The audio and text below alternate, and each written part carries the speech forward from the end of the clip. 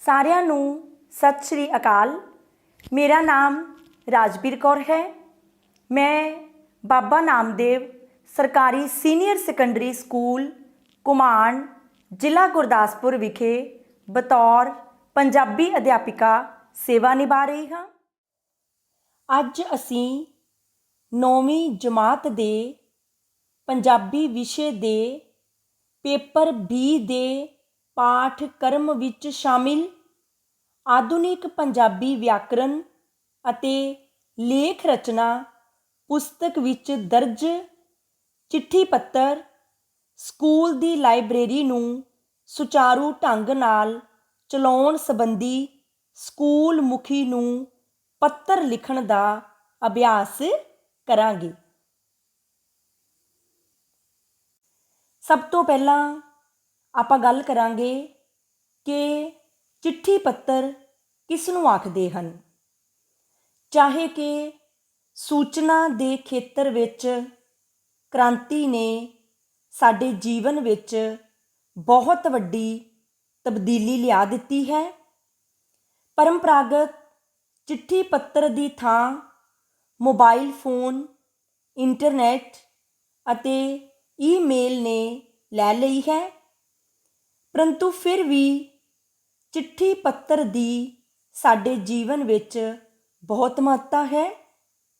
School ਪੜ੍ਹਦਿਆਂ ਦਾਖਲਾ ਲੈਣ ਲਈ, ਛੁੱਟੀ ਲੈਣ, ਸੈਕਸ਼ਨ ਬਦਲਣ, ਮੈਚ ਖੇਡਣ ਜਾਂ ਦੇਖਣ ਦੀ ਆਗਿਆ ਲੈਣ, ਕਿਸੇ ਵਿਦਿਅਕ ਟੂਰ 'ਤੇ ਜਾਣ ਦੀ ਮਨਜ਼ੂਰੀ ਲੈਣ, ਫੀਸ ਜਾਂ ਜੁਰਮਾਨਾ ਮਾਫ਼ ਕਰਵਾਉਣ, ਸਕੂਲ ਛੱਡਣ ਦਾ ਸਰਟੀਫਿਕੇਟ ਲੈਣ ਆਦਿ ਵਿਸ਼ਿਆਂ ਲਈ ਬਿਨੇ ਪੱਤਰ ਲਿਖਣੇ ਪੈਂਦੇ ਹਨ।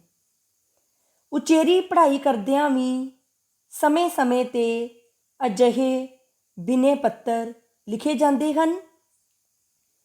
ਆਮ ਜੀਵਨ ਵਿੱਚ panchayat, block, municipal committee, corporation, ਥਾਣਾ, ਤਹਿਸੀਲ, ਜ਼ਿਲ੍ਹਾ, ਪ੍ਰਾਂਤ, ਦੇਸ਼ ਆਦਿ ਦੇ ਮੁਖੀਆਂ ਨੂੰ ਕਿਸੇ ਨਾ ਕਿਸੇ ਕੰਮ ਲਈ ਬਿਨੇ ਪੱਤਰ ਲਿਖਣ ਦੀ ਲੋੜ ਪੈਂਦੀ ਹੈ। ਵਪਾਰਿਕ ਕੰਮਾਂ ਕਾਰਾਂ ਵਿੱਚ ਤਾਂ ਪੱਤਰਾਂ ਰਾਹੀਂ ਲੱਖਾਂ ਕਰੋੜਾਂ ਦਾ ਵਣਜ ਹੁੰਦਾ ਹੈ। ਨਿੱਜੀ ਜੀਵਨ ਵਿੱਚ ਤਾਂ ਚਿੱਠੀ ਪੱਤਰ ਰਾਹੀਂ ਸੰਪਰਕ ਹੋਣ ਨੂੰ ਅੱਧਾ ਮਿਲਾਪ ਕਿਹਾ ਜਾਂਦਾ ਰਿਹਾ ਹੈ। ਚਿੱਠੀ ਪੱਤਰ ਮੁੱਖ ਰੂਪ ਵਿੱਚ 6 ਤਰ੍ਹਾਂ ਦੇ ਹੁੰਦੇ ਹਨ। ਪਹਿਲਾ ਹੈ ਨਿੱਜੀ ਜਾਂ ਘਰੋਗੀ ਪੱਤਰ।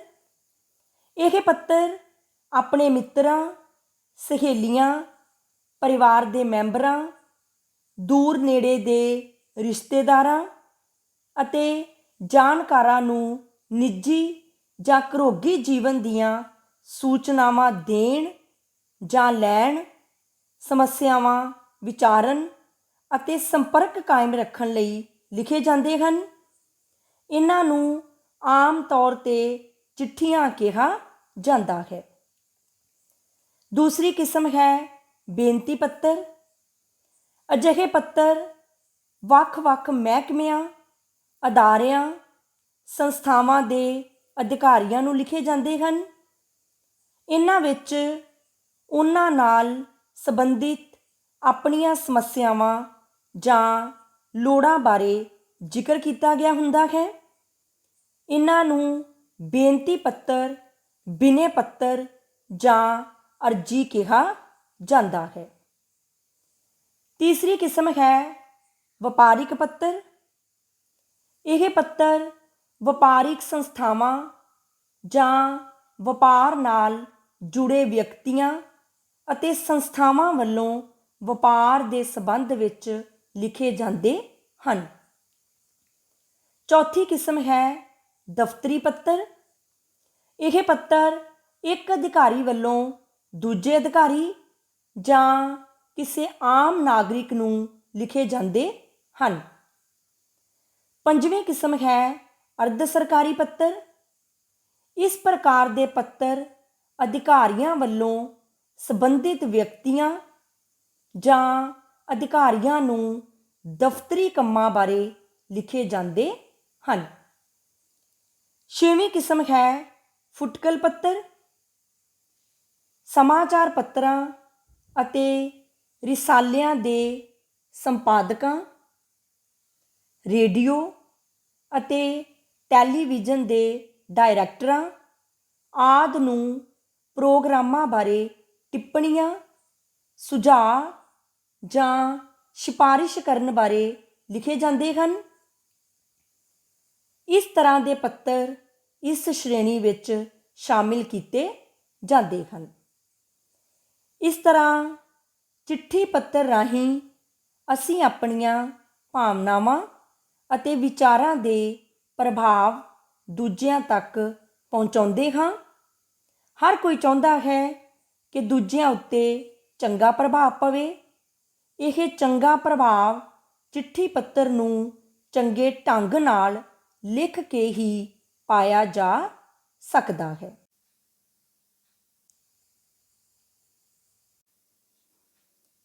ਚਿੱਠੀ ਪੱਤਰ ਲਿਖਣ ਦੀ ਸੁਚੱਜੀ ਕਲਾ ਸੰਬੰਧੀ ਬਹੁਤ ਸਾਰੇ ਸੁਝਾਅ ਹਨ, ਵਿਧੀਆਂ ਹਨ, ਢੰਗ ਤਰੀਕੇ ਹਨ। ਇਹ ਸੁਝਾਅ ਚਿੱਠੀ ਪੱਤਰ ਲਿਖਣ ਸੰਬੰਧੀ ਉਹਨਾਂ ਨਿੱਕੀਆਂ ਗੱਲਾਂ ਬਾਰੇ ਹਨ ਜਿਨ੍ਹਾਂ ਵੱਲ ਧਿਆਨ ਦਿੱਤਿਆਂ ਚਿੱਠੀ ਪੱਤਰ ਲਿਖਣ ਅਤੇ ਪ੍ਰਾਪਤ ਕਰਨ ਵਾਲੇ ਨੂੰ ਬਹੁਤ ਸਹੂਲਤ ਰਹਿੰਦੀ ਹੈ। ਜਿਵੇਂ ਪਹਿਲਾ ਹੈ ਲਿਖਾਈ। ਚਿੱਠੀ ਪੱਤਰ ਆਮ ਤੌਰ 'ਤੇ ਹੱਥ ਨਾਲ ਲਿਖੇ ਜਾਂਦੇ ਹਨ। ਹੱਥ ਨਾਲ ਲਿਖੇ ਚਿੱਠੀ ਪੱਤਰਾਂ ਵਿੱਚ ਸੁੰਦਰ ਤੇ ਸਾਫ਼ ਲਿਖਾਈ ਦਾ ਬਹੁਤ ਮਹੱਤਵ ਹੁੰਦਾ ਹੈ। ਚਿੱਠੀ ਪੱਤਰ ਉੱਤੇ ਲਿਖੇ ਪਤੇ ਦੇ ਸਬੰਧ ਵਿੱਚ ਕਿਹਾ ਜਾ ਸਕਦਾ ਹੈ ਕਿ ਸ਼ਬਦ ਜੋੜਾਂ ਦੀਆਂ ਗਲਤੀਆਂ ਤੋਂ ਰਹਿਤ ਸੋਹਣੀ ਅਤੇ ਸਾਫ਼ ਲਿਖਾਈ ਵਿੱਚ ਲਿਖੇ ਪਤੇ ਵਾਲੀ ਚਿੱਠੀ ਸਮੇਂ ਸਿਰ ਅਤੇ ਠੀਕ ਥਾਂ 'ਤੇ ਪਹੁੰਚਦੀ ਹੈ। ਜੇ ਲਿਖਾਈ ਸਾਫ਼ ਤੇ ਸੁੰਦਰ ਹੋਵੇ ਤਾਂ ਉਸ ਦਾ ਸੁਨੇਹਾ ਜਾਂ ਸੂਚਨਾ ਪੜ੍ਹਨ ਵਾਲੇ ਨੂੰ ਸਹੀ ਢੰਗ ਨਾਲ ਪ੍ਰਾਪਤ ਹੋ ਜਾਂਦੀ ਹੈ। ਅੱਜ ਕੱਲ੍ਹ ਕੰਪਿਊਟਰ ਰਾਹੀਂ ਟਾਈਪ ਕੀਤੇ ਚਿੱਠੀ ਪੱਤਰਾਂ ਦਾ ਰੁਝਾਨ ਵੱਧ ਰਿਹਾ ਹੈ। ਇਹਨਾਂ ਵਿੱਚ ਵੀ ਸ਼ਬਦ ਜੋੜਾਂ ਦੀਆਂ ਗਲਤੀਆਂ ਅਤੇ ਵਿਸਰਾਮ ਚਿੰਨ੍ਹਾਂ ਦੀ ਵਰਤੋਂ ਦਾ ਧਿਆਨ ਰੱਖਣ ਦੀ ਵਿਸ਼ੇਸ਼ ਲੋੜ ਹੁੰਦੀ ਹੈ। ਚਿੱਠੀ ਪੱਤਰ ਲਿਖਣ ਦੀ ਦੂਸਰੀ ਵਿਧੀ ਹੈ ਭਾਸ਼ਾ। ਚਿੱਠੀ ਪੱਤਰ ਦੀ ਭਾਸ਼ਾ ਸਰਲ ਅਤੇ ਸਪਸ਼ਟ ਹੋਣੀ ਚਾਹੀਦੀ ਹੈ। ਬੇਨਤੀ ਪੱਤਰਾਂ, ਵਪਾਰਿਕ ਪੱਤਰਾਂ ਅਤੇ ਦਫ਼ਤਰੀ ਪੱਤਰਾਂ ਦੀ ਭਾਸ਼ਾ ਨਿਸ਼ਚਿਤ ਅਤੇ ਰਸਮੀ ਹੁੰਦੀ ਹੈ। ਆਮ ਤੌਰ 'ਤੇ ਗਿਣੇ ਮਿਥੇ ਸ਼ਬਦਾਂ ਅਤੇ ਵਾਕਾਂ ਵਿੱਚ ਗੱਲ ਆਖੀ ਜਾਂਦੀ ਹੈ। ਚਿੱਠੀ ਦੀਆਂ ਕੁਝ ਸੀਮਾਵਾਂ ਹੁੰਦੀਆਂ ਹਨ, ਇਸ ਲਈ ਗੱਲ ਸੰਖੇਪ ਵਿੱਚ ਕੀਤੀ ਜਾਂਦੀ ਹੈ। ਦੂਜਾ, ਆਮ ਗੱਲਬਾਤ ਨਾਲੋਂ ਥੋੜ੍ਹਾ ਸੰਕੋਚ ਵੀ ਹੁੰਦਾ ਹੈ। ਕਈ ਗੱਲਾਂ ਜਿਹੜੀਆਂ ਆਮ ਬੋਲ ਚਾਲ ਵੇਲੇ ਸਹਿਜ ਸੁਭਾਅ ਕਹਿ ਦਿੱਤੀਆਂ ਜਾਂਦੀਆਂ ਹਨ, ਚਿੱਠੀ ਵਿੱਚ ਲਿਖਣੀਆਂ ਉਚਿਤ ਨਹੀਂ ਜਾਪਦੀਆਂ। ਇਸ ਲਈ ਚਿੱਠੀ ਵਿੱਚ ਕੇਵਲ ਉਹ ਗੱਲ ਹੀ ਲਿਖੀ ਜਾਣੀ ਚਾਹੀਦੀ ਹੈ ਜਿਸ ਨੂੰ ਵਾਰ-ਵਾਰ ਪੜ੍ਹਨ 'ਤੇ ਵੀ ਉਸ ਦਾ ਗਲਤ ਜਾਂ ਉਲਟਾ ਪ੍ਰਭਾਵ ਨਾ ਪਵੇ। ਚਿੱਠੀ ਪੱਤਰ ਕਿਸੇ ਵੀ ਪ੍ਰਕਾਰ ਦੀ ਹੋਵੇ, ਸਾਡੇ ਹੱਥਾਂ ਨਾਲ ਲਿਖੇ ਹੋਣ ਕਾਰਨ ਜਾਂ ਟਾਈਪ ਕੀਤੇ ਹੋਣ 'ਤੇ ਸਾਡੇ ਦਸਤਖਤ ਹੋਣ ਕਾਰਨ ਸਾਡੀ ਆਖੀ ਗੱਲ ਦੀ ਤਸਦੀਕ ਹੁੰਦੀ ਹੈ, ਜਿਸ ਤੋਂ ਮੁੱਕਰਨਾ ਔਖਾ ਹੁੰਦਾ ਹੈ। ਇਸ ਲਈ ਚਿੱਠੀ ਪੱਤਰ ਵਿੱਚ ਲਿਖੇ ਹਰ ਸ਼ਬਦ ਲਈ ਚਿੱਠੀ ਲੇਖਕ ਜ਼ਿੰਮੇਵਾਰ ਹੁੰਦਾ ਹੈ। ਇਸ ਦੇ ਨਾਲ ਹੀ ਚਿੱਠੀ ਪੱਤਰ ਵਿੱਚ ਸ਼ੁੱਧ ਭਾਸ਼ਾ ਲਿਖਣ, ਪੈਰੇ ਬਣਾਉਣ, ਵਿਸਰਾਮ ਚਿੰਨ੍ਹਾਂ ਦੀ ਸਹੀ ਵਰਤੋਂ ਕਰਨ, ਹਾਸ਼ੀਆ ਛੱਡਣ ਆਦਿ ਗੱਲਾਂ ਵੱਲ ਵੀ ਧਿਆਨ ਰੱਖਣ ਦੀ ਲੋੜ ਹੁੰਦੀ ਹੈ। ਇਸ ਤੋਂ ਇਲਾਵਾ ਚਿੱਠੀ ਪੱਤਰ ਲਿਖਣ ਦੇ ਵਿੱਚ ਸਭ ਤੋਂ ਵੱਧ ਮਹੱਤਵਪੂਰਨ ਗੱਲ ਹੁੰਦੀ ਹੈ ਸਿਰਨਾਮਾ। ਇਹ ਪੋਸਟ ਕਾਰਡ ਜਾਂ ਲਿਫਾਫੇ ਦੇ ਬਾਹਰ ਲਿਖਿਆ ਜਾਂਦਾ ਹੈ। ਸਿਰਨਾਮਾ ਲਿਖਣ ਸਮੇਂ ਨਾਂ ਅਤੇ ਪਤਾ ਸਾਫ਼ ਅਤੇ ਠੀਕ ਲਿਖਣਾ ਚਾਹੀਦਾ ਹੈ। ਨਾਂ ਦੇ ਅੱਗੇ ਸਤਿਕਾਰ ਪ੍ਰਗਟ ਕਰਦਾ ਸ਼ਬਦ ਅਤੇ ਨਾਲ ਵਿਅਕਤੀ ਦੀ ਪਦਵੀ ਦਾ ਇਸਤੇਮਾਲ ਕਰਨਾ ਵੀ ਠੀਕ ਹੈ। ਔਰਤਾਂ ਦੇ ਨਾਂ ਲਿਖਣ ਵੇਲੇ ਵੀ ਉਹਨਾਂ ਦੀ ਪਦਵੀ ਜਾਂ ਕੁਮਾਰੀ ਅਤੇ ਸ਼੍ਰੀਮਤੀ ਆਦਿ ਲਿਖਣਾ ਚਾਹੀਦਾ ਹੈ। ਇਸ ਤੋਂ ਬਾਅਦ ਘਰ ਦੇ ਨੰਬਰ, ਫਿਰ ਮੁਹੱਲਾ, ਸ਼ਹਿਰ, ਪਿੰਡ, ਡਾਕਖਾਨਾ, ਅੰਤ ਵਿੱਚ ਜ਼ਿਲ੍ਹਾ ਅਤੇ ਰਾਜ ਦਾ ਨਾਂ ਲਿਖਣਾ ਚਾਹੀਦਾ ਹੈ। ਜੇਕਰ ਪਿੰਨ ਕੋਡ ਪਤਾ ਹੈ ਤਾਂ ਅਖੀਰ ਵਿੱਚ ਪਿੰਨ ਕੋਡ ਜ਼ਰੂਰ ਲਿਖਣਾ ਚਾਹੀਦਾ ਹੈ। ਪਿੰਨ ਕੋਡ ਲਿਖਣ ਨਾਲ ਚਿੱਠੀ ਜਲਦੀ ਠੀਕ ਪਤੇ 'ਤੇ ਪੁੱਜਦੀ ਹੈ। ਅੱਜ ਕੱਲ੍ਹ ਫੋਨ ਨੰਬਰ ਲਿਖਣ ਦਾ ਰੁਝਾਨ ਵੀ ਪ੍ਰਚਲਿਤ ਹੈ। ਜੇ ਚਿੱਠੀ ਪੰਜਾਬ ਤੋਂ ਬਾਹਰ ਭੇਜਣੀ ਹੈ ਤਾਂ ਪਤਾ ਪੰਜਾਬੀ ਦੇ ਨਾਲ ਹਿੰਦੀ ਜਾਂ ਅੰਗਰੇਜ਼ੀ ਵਿੱਚ ਲਿਖਿਆ ਜਾਣਾ ਚਾਹੀਦਾ ਹੈ। ਜੇ ਚਿੱਠੀ ਵਿਦੇਸ਼ ਵਿੱਚ ਭੇਜਣੀ ਹੈ ਤਾਂ ਪਤਾ ਅੰਗਰੇਜ਼ੀ ਵਿੱਚ ਲਿਖਿਆ ਜਾਣਾ ਚਾਹੀਦਾ ਹੈ। ਆਮ ਤੌਰ 'ਤੇ ਚਿੱਠੀ ਪੱਤਰਾਂ ਦੇ ਆਰੰਭ ਵਿੱਚ ਪੰਨੇ ਦੇ ਸੱਜੇ ਹੱਥ ਵਾਲੇ ਸਿਰੇ ਉੱਤੇ ਪੱਤਰ ਲਿਖਣ ਵਾਲੇ ਦਾ ਆਪਣਾ ਪਤਾ ਲਿਖਿਆ ਜਾਂਦਾ ਹੈ।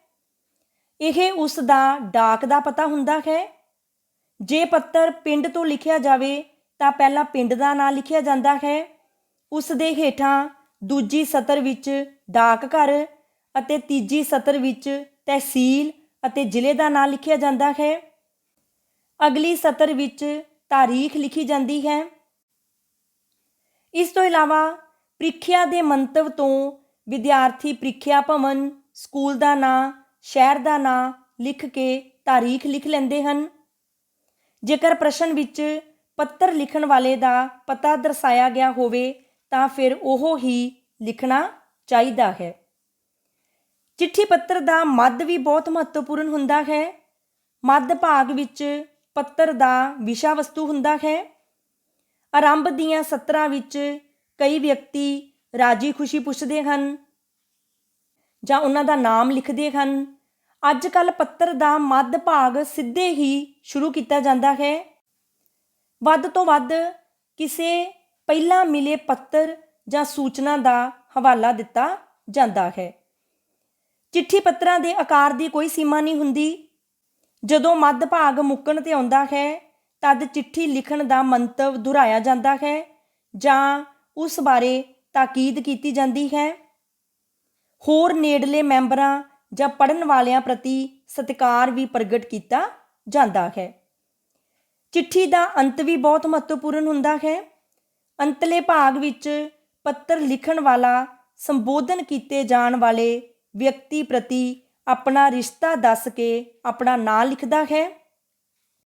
ਫਿਰ ਖੱਬੇ ਹੱਥ ਹੇਠਾਂ ਕਰਕੇ ਪੱਤਰ ਪ੍ਰਾਪਤ ਕਰਨ ਵਾਲੇ ਦਾ ਪੂਰਾ ਡਾਕ ਪਤਾ ਲਿਖਿਆ ਜਾਂਦਾ ਹੈ।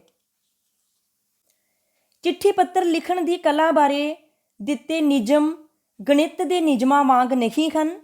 ਲਿਖਣ ਵਾਲਾ ਹਰ ਵਿਅਕਤੀ ਆਪਣੀ ਨਿੱਜੀ ਸੋਚ, ਰੁਚੀ ਅਤੇ ਪਸੰਦ ਅਨੁਸਾਰ ਇਹਨਾਂ ਵਿੱਚ ਨਿੱਕੀ ਮੋਟੀ ਤਬਦੀਲੀ ਕਰ ਸਕਦਾ ਹੈ। ਇਸ ਲਈ ਚਿੱਠੀ ਪੱਤਰ ਲਿਖਣ ਦੀਆਂ ਵਿਧੀਆਂ ਨੂੰ ਅਸੀਂ ਸੁਝਾਅ ਹੀ ਕਹਿ ਸਕਦੇ ਹਾਂ। ਉਂਝ ਵੀ ਜੀਵਨ ਦੇ ਹੋਰ ਖੇਤਰਾਂ ਵਿੱਚ ਬਦਲਦੇ ਫੈਸ਼ਨਾਂ ਅਤੇ ਰੁਚੀਆਂ ਵਾਂਗ ਸਮਾਂ ਲੰਘਣ ਨਾਲ ਚਿੱਠੀ ਪੱਤਰ ਲਿਖਣ ਦੇ ਸਲੀਕੇ ਅਤੇ ਤਰੀਕੇ ਵਿੱਚ ਵੀ ਤਬਦੀਲੀ ਆਉਂਦੀ ਰਹਿੰਦੀ ਹੈ। ਹੁਣ ਅਸੀਂ ਸਕੂਲ ਦੀ ਲਾਇਬ੍ਰੇਰੀ ਨੂੰ ਸੁਚਾਰੂ ਢੰਗ ਨਾਲ ਚਲਾਉਣ ਸੰਬੰਧੀ ਸਕੂਲ ਮੁਖੀ ਨੂੰ ਪੱਤਰ ਲਿਖਣ ਦਾ ਅਭਿਆਸ ਕਰਾਂਗੇ। ਸੇਵਾ ਵਿਖੇ ਪ੍ਰਿੰਸੀਪਲ ਬਾਬਾ ਨਾਮਦੇਵ ਸਰਕਾਰੀ ਸੀਨੀਅਰ ਸੈਕੰਡਰੀ ਸਕੂਲ ਘੁਮਾਣ। ਵਿਸ਼ਾ ਸਕੂਲ ਦੀ ਲਾਇਬ੍ਰੇਰੀ ਨੂੰ ਸੁਚਾਰੂ ਢੰਗ ਨਾਲ ਚਲਾਉਣ ਸੰਬੰਧੀ। ਸ਼੍ਰੀਮਤੀ ਜੀ, ਬੇਨਤੀ ਇਹ ਹੈ ਕਿ ਇਸ ਪੱਤਰ ਰਾਹੀਂ ਮੈਂ ਆਪ ਜੀ ਦਾ ਧਿਆਨ ਸਕੂਲ ਦੀ ਲਾਇਬ੍ਰੇਰੀ ਵੱਲ ਦਿਵਾਉਣਾ ਚਾਹੁੰਦੀ ਹਾਂ। ਜਿਵੇਂ ਮਨੁੱਖੀ ਸਰੀਰ ਨੂੰ ਤੰਦਰੁਸਤ ਰੱਖਣ ਲਈ ਸੰਤੁਲਿਤ ਭੋਜਨ ਦੀ ਲੋੜ ਹੁੰਦੀ ਹੈ, ਇਸੇ ਤਰ੍ਹਾਂ ਮਾਨਸਿਕ ਤੰਦਰੁਸਤੀ ਲਈ ਗਿਆਨ ਦੀ ਜ਼ਰੂਰਤ ਹੁੰਦੀ ਹੈ। ਇਹ ਗਿਆਨ ਸਾਨੂੰ ਮਾਪਿਆਂ, ਅਧਿਆਪਕਾਂ ਜਾਂ ਫਿਰ ਪੁਸਤਕਾਂ ਤੋਂ ਪ੍ਰਾਪਤ ਹੁੰਦਾ ਹੈ। ਲਾਇਬ੍ਰੇਰੀ ਵਿੱਚ ਅਲੱਗ-ਅਲੱਗ ਵਿਸ਼ਿਆਂ ਨਾਲ ਸੰਬੰਧਿਤ ਪੁਸਤਕਾਂ ਵਿਸ਼ੇਸ਼ ਤਰਤੀਬ ਨਾਲ ਰੱਖੀਆਂ ਜਾਣੀਆਂ ਚਾਹੀਦੀਆਂ ਹਨ। ਸਾਡੇ ਦੇਸ਼ ਵਿੱਚ ਲਾਇਬ੍ਰੇਰੀਆਂ ਦੀ ਪਰੰਪਰਾ ਬਹੁਤ ਪੁਰਾਣੀ ਹੈ। ਭਾਰਤ ਦੀਆਂ ਨਾਲੰਦਾ ਅਤੇ ਤਕਸ਼ਲਾ ਯੂਨੀਵਰਸਿਟੀਆਂ ਦੀਆਂ ਲਾਇਬ੍ਰੇਰੀਆਂ ਪੂਰੀ ਦੁਨੀਆ ਵਿੱਚ ਪ੍ਰਸਿੱਧ ਸਨ। ਮੇਰੀ ਆਪ ਜੀ ਅੱਗੇ ਬੇਨਤੀ ਹੈ ਕਿ ਸਕੂਲ ਦੀ ਲਾਇਬ੍ਰੇਰੀ ਵਿੱਚ 2 ਭਾਗ ਬਣਾਏ ਜਾਣ। ਇੱਕ ਭਾਗ ਵਿੱਚ ਰੋਜ਼ਾਨਾ ਅਖਬਾਰ, ਸਪਤਾਹਿਕ ਅਖਬਾਰ ਅਤੇ ਮਹੀਨਾਵਾਰ, ਤ੍ਰੈਮਾਸਿਕ ਜਾਂ ਛਿਮਾਹੀ ਛਪਣ ਵਾਲੇ ਰਿਸਾਲੇ ਰੱਖੇ ਜਾਣ। ਅਖਬਾਰਾਂ ਤੋਂ ਸਾਨੂੰ ਰੋਜ਼ਾਨਾ ਵਾਪਰਨ ਵਾਲੀਆਂ ਘਟਨਾਵਾਂ ਬਾਰੇ ਤਾਜ਼ਾ ਜਾਣਕਾਰੀ ਮਿਲਦੀ ਹੈ। ਸਾਡੀ ਲਾਇਬ੍ਰੇਰੀ ਵਿੱਚ ਆਮ ਤੌਰ 'ਤੇ ਪੰਜਾਬੀ, ਹਿੰਦੀ ਅਤੇ ਅੰਗਰੇਜ਼ੀ ਭਾਸ਼ਾ ਵਿੱਚ ਛਪਣ ਵਾਲੀਆਂ ਅਖਬਾਰਾਂ ਮੰਗਵਾਈਆਂ ਜਾਂਦੀਆਂ ਹਨ। ਸਾਡੇ ਸਕੂਲ ਦੀ ਲਾਇਬ੍ਰੇਰੀ ਵਿੱਚ ਕਈ ਕਿਸਮ ਦੇ ਰਸਾਲੇ ਹੁੰਦੇ ਹਨ। ਕੁਝ ਸਿਰਫ ਬੱਚਿਆਂ ਲਈ, ਕੁਝ ਨੌਜਵਾਨਾਂ ਲਈ, ਕੁਝ ਔਰਤਾਂ ਲਈ, ਕੁਝ ਖੇਡਾਂ ਸੰਬੰਧੀ, ਕੁਝ ਧਾਰਮਿਕ, ਕੁਝ ਸਮਾਜਿਕ ਅਤੇ ਸੱਭਿਆਚਾਰਕ ਜਾਣਕਾਰੀ ਨਾਲ ਭਰਪੂਰ, ਕੁਝ ਵਿਗਿਆਨ ਨਾਲ ਸੰਬੰਧਿਤ, ਕੁਝ ਮੁਕਾਬਲੇ ਦੀਆਂ ਵਿਸ਼ੇਸ਼ ਪ੍ਰੀਖਿਆਵਾਂ ਸੰਬੰਧੀ ਗਿਆਨ ਨਾਲ ਭਰਪੂਰ ਹੁੰਦੇ ਹਨ। ਕੁਝ ਅਖਬਾਰ ਅਤੇ ਰਿਸਾਲੇ ਵੀ ਭਿੰਨ ਕਿੱਤਿਆਂ ਅਤੇ ਰੁਜ਼ਗਾਰ ਲਈ ਖਾਲੀ ਥਾਵਾਂ ਦੀ ਜਾਣਕਾਰੀ ਦੇਣ ਸੰਬੰਧੀ ਵੀ ਹੁੰਦੇ ਹਨ। ਇਹਨਾਂ ਸਾਰਿਆਂ ਨੂੰ ਲਾਇਬ੍ਰੇਰੀ ਦੇ ਪਹਿਲੇ ਭਾਗ ਵਿੱਚ ਰੱਖਣਾ ਚਾਹੀਦਾ ਹੈ ਤਾਂ ਜੋ ਵਿਦਿਆਰਥੀ ਇਹਨਾਂ ਨੂੰ ਪੜ੍ਹ ਕੇ ਆਪਣੇ ਗਿਆਨ ਵਿੱਚ ਵਾਧਾ ਕਰ ਸਕਣ ਅਤੇ ਲੋੜੀਂਦੀ ਜਾਣਕਾਰੀ ਹਾਸਲ ਕਰ ਸਕਣ। ਲਾਇਬ੍ਰੇਰੀ ਦੇ ਦੂਜੇ ਭਾਗ ਵਿੱਚ ਵੱਖ-ਵੱਖ ਵਿਸ਼ਿਆਂ ਨਾਲ ਸੰਬੰਧਿਤ ਪੁਸਤਕਾਂ ਦਾ ਸੰਗ੍ਰਹਿ ਹੋਵੇ। ਇਹਨਾਂ ਪੁਸਤਕਾਂ ਵਿੱਚ ਦੁਰਲੱਭ ਗਿਆਨ ਸਮਾਇਆ ਹੁੰਦਾ ਹੈ। ਇਹ ਪੁਸਤਕਾਂ ਵਿਭਿੰਨ ਵਿਸ਼ਿਆਂ ਜਿਵੇਂ ਨਾਵਲ, ਕਹਾਣੀਆਂ, ਇਕਾਂਗੀ, ਨਾਟਕ, ਜੀਵਨੀਆਂ, ਸਵੈ ਜੀਵਨੀਆਂ, ਸਫ਼ਰਨਾਮੇ, ਕਵਿਤਾਵਾਂ ਆਦਿ ਨਾਲ ਸੰਬੰਧਿਤ ਹੋਣ। ਇਤਿਹਾਸ, ਦਰਸ਼ਨ, ਕਲਾ ਅਤੇ ਵਿਗਿਆਨ ਸੰਬੰਧੀ ਪੁਸਤਕਾਂ ਵੀ ਲਾਇਬ੍ਰੇਰੀ ਦਾ ਸ਼ਿੰਗਾਰ ਹੋਣ। ਲਾਇਬ੍ਰੇਰੀ ਦਾ ਇੱਕ ਕੋਨਾ ਡਿਕਸ਼ਨਰੀਆਂ, ਸ਼ਬਦ ਜੋੜ ਕੋਸ਼ਾਂ ਅਤੇ ਹਵਾਲਾ ਪੁਸਤਕਾਂ ਲਈ ਵੀ ਰਾਖਵਾਂ ਰੱਖਿਆ ਜਾਵੇ। ਲਾਇਬ੍ਰੇਰੀ ਵਿੱਚ ਵਿਦਿਆਰਥੀਆਂ ਦੇ ਪਾਠਕ੍ਰਮ ਨਾਲ ਸੰਬੰਧਿਤ ਪੁਸਤਕਾਂ ਦਾ ਵੀ ਭੰਡਾਰ ਹੋਵੇ। ਲੋੜਵੰਦ ਵਿਦਿਆਰਥੀ ਇਹਨਾਂ ਪੁਸਤਕਾਂ ਨੂੰ ਪੂਰੇ ਸਾਲ ਲਈ ਜਾਰੀ ਕਰਵਾ ਸਕਦੇ ਹੋਣ ਤਾਂ ਜੋ ਉਹਨਾਂ ਦੀਆਂ ਪੜ੍ਹਾਈ ਸੰਬੰਧੀ ਜ਼ਰੂਰਤਾਂ ਪੂਰੀਆਂ ਹੋ ਸਕਣ। ਲਾਇਬ੍ਰੇਰੀ ਦੀਆਂ ਅਲਮਾਰੀਆਂ ਵਿੱਚ ਪੁਸਤਕਾਂ ਇਸ ਤਰੀਕੇ ਨਾਲ ਰੱਖੀਆਂ ਜਾਣ ਕਿ ਉਹਨਾਂ ਨੂੰ ਵੇਖ ਕੇ ਇਉਂ ਜਾਪੇ ਜਿਵੇਂ ਬਹੁਤ ਸਾਰੇ ਗਿਆਨਵਾਨ ਲੇਖਕ ਸਿਰ ਜੋੜ ਕੇ ਬੈਠੇ ਹੋਣ। ਜਦੋਂ ਅਸੀਂ ਕਿਸੇ ਪੁਸਤਕ ਨੂੰ ਚੁੱਕ ਕੇ ਪੜ੍ਹਨਾ ਸ਼ੁਰੂ ਕਰੀਏ ਤਾਂ ਉਹ ਆਪਣਾ ਸਾਰਾ ਗਿਆਨ ਸਾਡੇ ਉੱਤੇ ਨਿਸ਼ਾਵਰ ਕਰਨ ਲਈ ਤਿਆਰ ਹੋਣ। ਅਸੀਂ ਆਪਣੀ ਸਮਰੱਥਾ ਅਨੁਸਾਰ ਗਿਆਨ ਦੇ ਇਸ ਅਥਾਹ ਸਾਗਰ ਵਿੱਚੋਂ ਚੂਲੀ ਭਰ ਸਕੀਏ।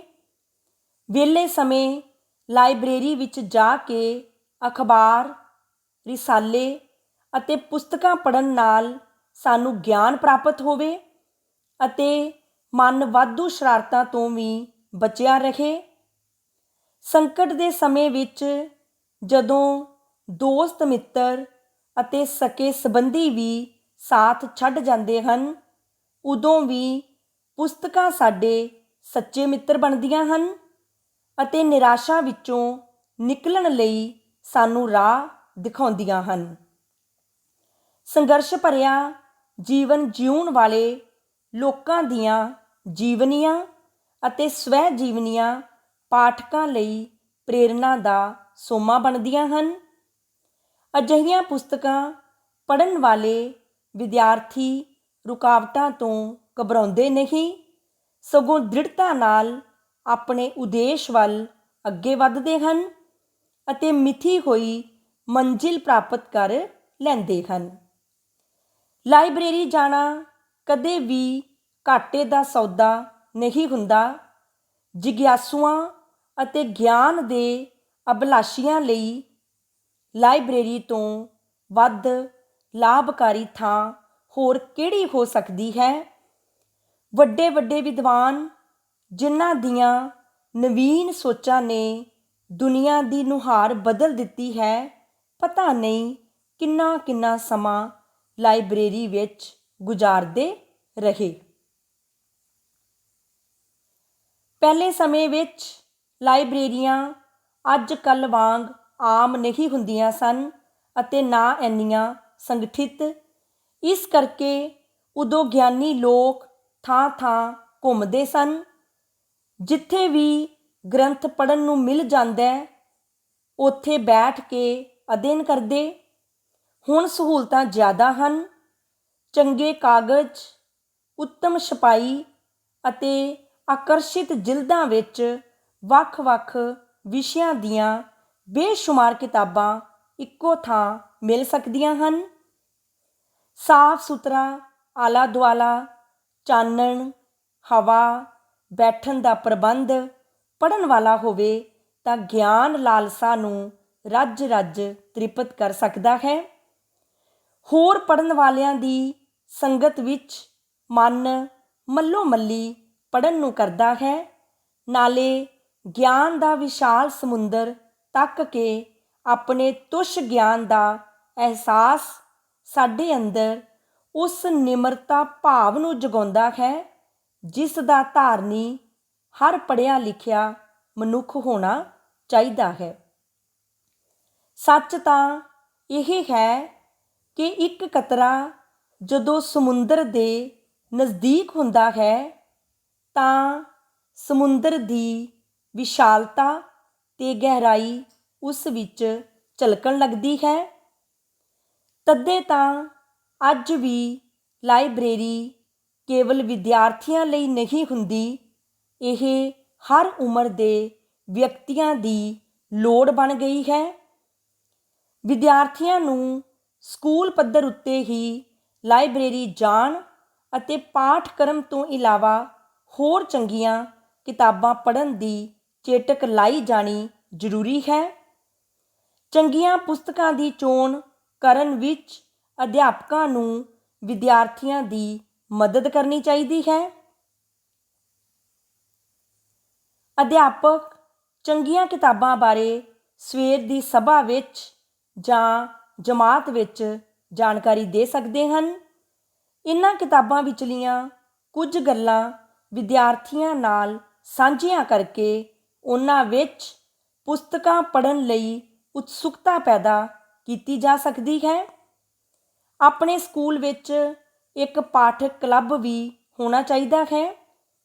ਵਿਦਿਆਰਥੀਆਂ ਵੱਲੋਂ ਜਾਰੀ ਕਰਵਾਈਆਂ ਕਿਤਾਬਾਂ ਵਿੱਚੋਂ ਲਾਇਬ੍ਰੇਰੀਅਨ ਜਾਂ ਅਧਿਆਪਕ ਵਿਦਿਆਰਥੀਆਂ ਤੋਂ ਕੁਝ ਪ੍ਰਸ਼ਨ ਪੁੱਛ ਸਕਦੇ ਹਨ। ਇਸ ਤਰ੍ਹਾਂ ਕਰਨ ਨਾਲ ਵਿਦਿਆਰਥੀ ਕਿਤਾਬ ਨੂੰ ਵਧੇਰੇ ਰੁਚੀ ਨਾਲ ਪੜ੍ਹਨਗੇ। ਚੰਗੀਆਂ ਕਿਤਾਬਾਂ ਵਿੱਚੋਂ ਵਧੀਆ ਵਿਚਾਰ ਵਿਦਿਆਰਥੀ ਆਪਣੀ ਡਾਇਰੀ ਵਿੱਚ ਵੀ ਲਿਖ ਸਕਦੇ ਹਨ। ਹਰੇਕ ਵਿਦਿਅਕ ਵਰ੍ਹੇ ਦੇ ਅੰਤ ਉੱਤੇ ਵਧੀਆ ਵਿਦਿਆਰਥੀ ਪਾਠਕ ਚੁਣ ਕੇ ਉਸ ਨੂੰ ਸਨਮਾਨਿਤ ਕੀਤਾ ਜਾਣਾ ਚਾਹੀਦਾ ਹੈ। ਅਜਿਹੇ ਯਤਨਾਂ ਨਾਲ ਵਿਦਿਆਰਥੀਆਂ ਵਿੱਚ ਚੰਗੀਆਂ ਪੁਸਤਕਾਂ ਪੜ੍ਹਨ ਦੀ ਰੁਚੀ ਵਧੇਗੀ ਅਤੇ ਲਾਇਬ੍ਰੇਰੀ ਵਿੱਚ ਭਰੇ ਗਿਆਨ ਦੇ ਖਜ਼ਾਨੇ ਦੀ ਵੀ ਸੁਚੱਜੀ ਵਰਤੋਂ ਹੋਵੇਗੀ। ਸਮੇਂ ਦੀ ਸਾਰਥਿਕਤਾ ਦਾ ਅਰਥ ਉਸ ਸਮੇਂ ਨੂੰ ਅਜਿਹੇ ਪਾਸੇ ਖਰਚ ਕਰਨਾ ਹੈ ਕਿ ਪਿੱਛੋਂ ਪਛਤਾਵਾ ਨਾ ਹੋਵੇ। ਲਾਇਬ੍ਰੇਰੀ ਜਾਣਾ ਲਾਹੇ ਦਾ ਰਾਹ ਹੈ। ਇਸ ਰਾਹੇ ਪਛਤਾਵੇ ਦਾ ਪਰਛਾਵਾਂ ਵੀ ਨਹੀਂ ਪੈ ਸਕਦਾ। ਉਮੀਦ ਕਰਦੀ ਹਾਂ ਕਿ ਤੁਸੀਂ ਸਕੂਲ ਦੀ ਲਾਇਬ੍ਰੇਰੀ ਨੂੰ ਸੁਚਾਰੂ ਢੰਗ ਨਾਲ ਚਲਾਉਣ ਲਈ ਮੇਰੇ ਦੁਆਰਾ ਦਿੱਤੇ ਹੋਏ ਸੁਝਾਵਾਂ 'ਤੇ ਜ਼ਰੂਰ ਅਮਲ ਕਰੋਗੇ। ਧੰਨਵਾਦ ਸਹਿਤ ਆਪ ਜੀ ਦੀ ਵਿਸ਼ਵਾਸ ਪਾਤਰ ਰਾਜਵੀਰ ਕੌਰ, ਪੰਜਾਬੀ ਅਧਿਆਪਕਾ, ਬਾਬਾ ਨਾਮਦੇਵ ਸਰਕਾਰੀ ਸੀਨੀਅਰ ਸੈਕੰਡਰੀ ਸਕੂਲ, ਘੁਮਾਣ, ਜ਼ਿਲ੍ਹਾ ਗੁਰਦਾਸਪੁਰ।